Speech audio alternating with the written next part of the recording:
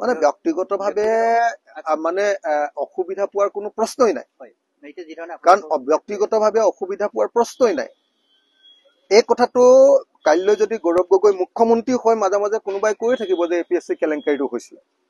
সেইটোতো নাইকিয়া কৰি দিব নোৱাৰে অসমৰ কাষৰ পৰা সেইটোতো মাজে মাজে ওলাই থাকিবই সেইটো কাৰণে আবেগিক হৈ যদি কাইলৈ যদি তেখেতে চিফ মিনিষ্টাৰ হোৱাৰ পাছত কাবাক জেলত দি দিয়ে সেইটো ভাল কথা হ'ব নেকি যে মোৰ দেউতাক এনেকে কৈছে মই ইয়াক জেলতে দি দিওঁ প্ৰতিকূট পৰায়ণত আবেগিক হৈ এটাতো বেয়া কথা ন